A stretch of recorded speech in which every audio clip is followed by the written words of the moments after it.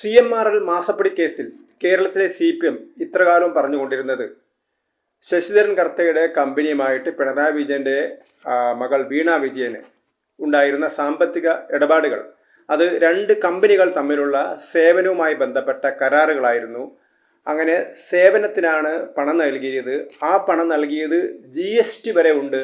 അതുകൊണ്ട് തന്നെ ഈ ആരോപണങ്ങളൊക്കെ പച്ചക്കള്ളമാണ് എന്നായിരുന്നു ഇതുവരെ CPM വാദിച്ചിരുന്നത്. CPMൻ്റെ നേതാക്കന്മാരൊക്കെ തന്നെ പിണറായി വിജയൻ്റെയും മകളുടെയും ചെയ്തികളെയൊക്കെ ന്യായീകരിക്കാൻ വേണ്ടിയിട്ട് എന്തൊക്കെ വാദമുഖങ്ങളായിരുന്നു നിരത്തിയിരുന്നത്. എന്നാൽ ഇപ്പോഴത്തെ ഏറ്റവും ഒടുവിൽ ED തന്നെ വ്യക്തമാക്കുന്നു, CMRL MD ശശിധരൻ കർത്ത അദ്ദേഹം തങ്ങൾക്ക് നൽകിയ മൊഴിയിൽ പറയുന്നത് മുഖ്യമന്ത്രി പിണറായി വിജയനുമായുള്ള വ്യക്തിപരമായ ബന്ധത്തിൻ്റെ പേരിലാണ് പിണറായി വിജയൻ്റെ മകൾ വീണ വിജയനും അവരുടെ കമ്പനിക്കും 2.78 കോടി രൂപ നൽകിയത് എന്നാണ്. അതായത് ഇത് ഏതെങ്കിലും സേവനത്തിനുള്ള പ്രത്യുപകാരമായിട്ടല്ല, മറിച്ച് പിണറായി വിജയനോടുള്ള തനിക്കുള്ള ബന്ധത്തിൻ്റെ പേരിൽ നൽകിയതാണ് എന്നുള്ളതാണ്. ഇതുകൂടാതെ തന്നെ ഏതാണ്ട് 50 ലക്ഷം രൂപ വായ്പയായിട്ടും നൽകിയിരുന്നു. 2017 മുതൽ 2020 വരെയുള്ള കാലഘട്ടങ്ങളിലാണ് ഈ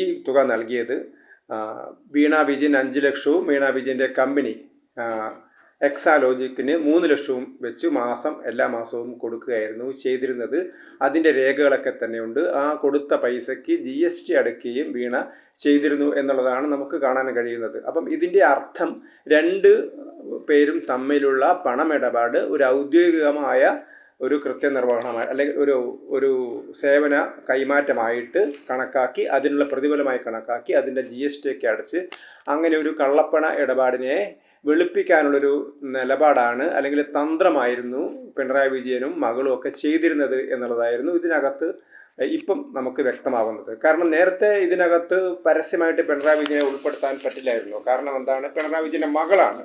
ആ മകൾ ഒരു ബിസിനസ് തുടങ്ങുന്നു. അത് പിണറായി വിജയൻ തന്നെ പറയുന്നുണ്ട്, തൻ്റെ ഭാര്യ ജോലിയിൽ നിന്ന് റിട്ടയർ ചെയ്യുന്ന സമയത്ത് കിട്ടിയ പണം കൊണ്ട് തുടങ്ങിയ കമ്പനിയാണ് എന്നൊക്കെ പറയുന്നുണ്ട്. പക്ഷേ ഇവിടെ കമ്പനി ഈ ഇടപാട് നടത്തുന്നതിന് 2-3 വർഷം മുമ്പ് തന്നെ തുടങ്ങിയിരുന്നു. അന്ന് കമ്പനിക്ക് കാര്യമായിട്ടുള്ള പ്രവർത്തനങ്ങളൊന്നും തന്നെ ഉണ്ടായിരുന്നില്ല, കമ്പനി നഷ്ടത്തിലായിരുന്നു. പക്ഷേ 2016 പിണറായി വിജയൻ മുഖ്യമന്ത്രിയാവുന്നതിന് ശേഷമാണ് ഇത്തരത്തിലുള്ള ഇടപാടുകൾ നടക്കുന്നത് എന്നുള്ളത് വളരെ വ്യക്തമാണ്. ഇപ്പം ഇത് സംബന്ധിച്ച രേഖ അഡ്ജുഡിക്കേറ്റിംഗ് അതോറിറ്റിക്കാണ് ഇപ്പോൾ ED നൽകിയിരിക്കുന്നത്. കാരണം ED ഇവരുടെയൊക്കെ സ്വത്തുക്കൾ പിടിക്കാനുള്ള, കാരണം എത്ര രൂപയ്ക്കുള്ള ഇടപാടുകളാണോ നടത്തിയത് അതിന് സമാനമായ സ്വത്തുക്കൾ പ്രതികളുടെ കയ്യിൽ നിന്ന് പിടിച്ചെടുക്കാനുള്ള നീക്കമാണ് ED നടത്തുന്നത്. അതിനു വേണ്ടിയുള്ള അപേക്ഷയിലാണ് ED ഈ വിവരം തങ്ങൾക്ക് മൊഴി നൽകിയിരുന്ന കാര്യമാണ് ED പറയുന്നത്. ഇത് ശശിധരൻ കർത്ത നൽകിയ മൊഴിയാണ്. അതോടൊപ്പം തന്നെ വീണയും പറയുന്നുണ്ട് അങ്ങനെ പ്രത്യേകിച്ച് സർവീസൊന്നും കൊടുത്തിട്ടില്ല. കാരണം ഒരു രണ്ട് കമ്പനികൾ തമ്മിലുള്ള സേവനങ്ങൾ അല്ലെങ്കിൽ ആ കമ്പനിക്ക് ആവശ്യമായ ഉപദേശങ്ങളൊക്കെ നൽകുന്ന സമയത്ത് അത് എങ്ങനെ നൽകി? ഒന്നുകിൽ ഇമെയിൽ സന്ദേശം വേണം, വാട്സപ്പ് സന്ദേശം വേണം, അങ്ങനെയൊന്നുമില്ല. വീണ പറയുന്നത് ഞാൻ ഫോണിലൂടെയൊക്കെ പറഞ്ഞു കൊടുത്തു എന്നുള്ളതൊക്കെയാണ്. അപ്പോൾ എന്ത് പറഞ്ഞു എന്നുള്ളതിനെക്കുറിച്ചൊക്കെ അവസാനം വീണ പറഞ്ഞു സേവനമൊന്നും ഇല്ലായിരുന്നു എന്ന് വീണ സമ്മതിച്ചു എന്നാണ് ED നൽകിയിരിക്കുന്ന റിപ്പോർട്ടിലെടുത്തത്. പക്ഷേ മുൻ മുഖ്യമന്ത്രി പിണറായി വിജയൻ അദ്ദേഹം പറയുന്നത് അതൊക്കെ നിങ്ങൾ പത്രക്കാരങ്ങനെ പലതും പറയുന്നതാണ്, അതിലൊന്നും അടിസ്ഥാനമില്ല എന്നാണ് പറയുന്നത്. എന്നാൽ ഇതേക്കുറിച്ച് ചോദിച്ച സമയത്ത് ഇങ്ങനെ ED കോടതിയിൽ കൊടുത്ത രേഖയിലാണ് ഉള്ളത് എന്ന് പറഞ്ഞ സമയത്തൊക്കെ വ്യക്തമായിട്ട് ഉത്തരം പറയാൻ പിണറായി വിജയൻ തയ്യാറായിട്ടില്ല. ഏതായാലും കാര്യങ്ങൾ കൂടുതൽ വഷളാവുകയാണ്. CPMനെ സംബന്ധിച്ചിടത്തോളം CPM കൂടുതൽ പ്രതിരോധത്തിലാവുകയാണ്. കാരണം ഇത്രകാലം അവർ പിണറായി വിജയനെ ന്യായീകരിക്കുകയായിരുന്നു.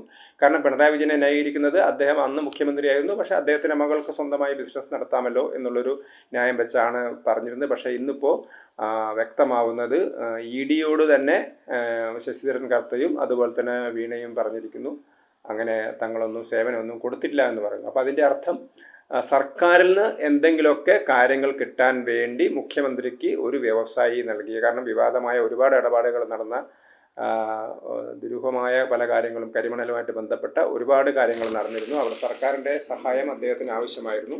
ആ സഹായം കിട്ടുന്നതിന് അദ്ദേഹം മുഖ്യമന്ത്രിക്ക് പണം കൊടുത്തു. ആ പണം കൊടുക്കാനുള്ള വഴി ഒരു കള്ളപ്പണത്തെ വെള്ളപ്പണമാക്കി മാറ്റാൻ വേണ്ടി ഒരു കമ്പനി ഉണ്ടാക്കി, അല്ലെങ്കിൽ മുഖ്യമന്ത്രിയുടെ മകളുടെ കമ്പനിയുടെ പേരിൽ ഒരു ഇടപാടുണ്ടാക്കി. 2 കരാറുകളാണ് ഉണ്ടാക്കിയത്.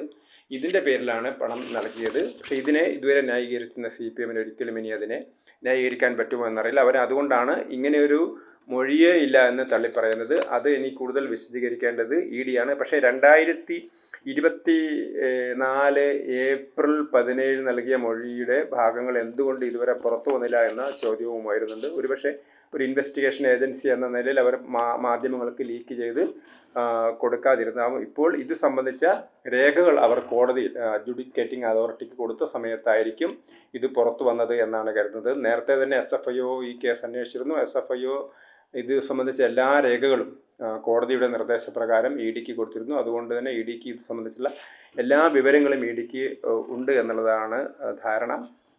അതുകൊണ്ട് തന്നെ ഇനി എന്താണ് CPM ചെയ്യാൻ പോകുന്നത് എന്നുള്ളതാണ് നമുക്ക് അറിയാൻ കഴിയുന്നത്. CPMന് ഒന്നും ചെയ്യാൻ കഴിയില്ല. CPM ഒരു അഴിമതിക്ക് കൂട്ടുനിന്നു. അന്നത്തെ മുഖ്യമന്ത്രി അഴിമതിക്ക് കൂട്ടുനിന്നു. ഇപ്പോഴത്തെ പ്രതിപക്ഷ നേതാവ് പിണറായി വിജയൻ തൻ്റെ മകളുടെ പേരിൽ അഴിമതി നടത്തി, അല്ലെങ്കിൽ തൻ്റെ മകളുടെ കമ്പനിയുടെ മറപിടിച്ച് അഴിമതി നടത്തി എന്ന രീതിയിലേക്ക് കാര്യങ്ങൾ വന്നിരിക്കുകയാണ്. ഇനി എങ്ങനെയാണ് CPM പ്രതികരിക്കുന്നത് എന്ന് നമുക്ക് നോക്കിക്കാണാം.